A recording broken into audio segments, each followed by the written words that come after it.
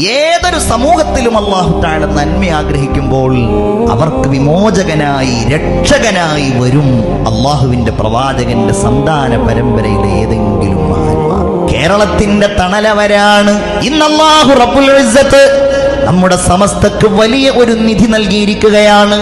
കാലഘട്ടത്തിന് അനുയോജ്യമായ രീതിയിൽ ഈ സമൂഹത്തെ നയിക്കാൻ ഉതകുന്ന ഒരു നേതൃത്വത്തെ കരുണാവാരിധിയായ അല്ലാഹു തആല ഈ സമൂഹത്തിന് നൽകിയിരിക്കുന്നു.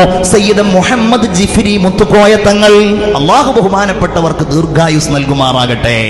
അത് അല്ലാഹു അറിഞ്ഞു നൽകിയ വലിയ ഒരു സ്വത്താണ്. ചിന്തിക്കണം, ശംസുൽ ഉലമ ഒരു മുജദ്ദിദായിരുന്നു, പരിവർത്തനം നടത്തിയ ഒരാളായി. കാലഘട്ടത്തിന്റെ തിന്മകളെ, അരാജകത്വങ്ങളെ, അപ്രകാരം നവീനവാദങ്ങളെ ഈ കേരളത്തിൽ വേരൂന്നാതിരിക്കാൻ തന്റെ നാവിനെയും തന്റെ തൂലികയെയും തന്റെ മുഴുവൻ അധ്വാനങ്ങളെയും ഉപയോഗപ്പെടുത്തിയ മഹാനായിരുന്നു ശംസുൽ ഉലമ. ആ ശംസുൽ ഉലമയിൽ നിന്ന് നേരിട്ട് സുന്നത്ത് ജമാഅത്തിനെ മനസ്സിലാക്കി അവിടുത്തെ തർബിയത്തിലായി ജീവിച്ച സയ്യിദും ആലിമുമാണ് ബഹുമാനപ്പെട്ട സയ്യിദ് മുഹമ്മദ് ജിഫ്രി മുത്തുക്കോയ തങ്ങൾ.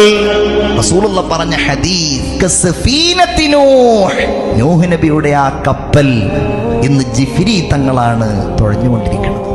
ആരാ ബഹുമാനപ്പെട്ടവര്? നമ്മൾ മനസ്സിലാക്കണം.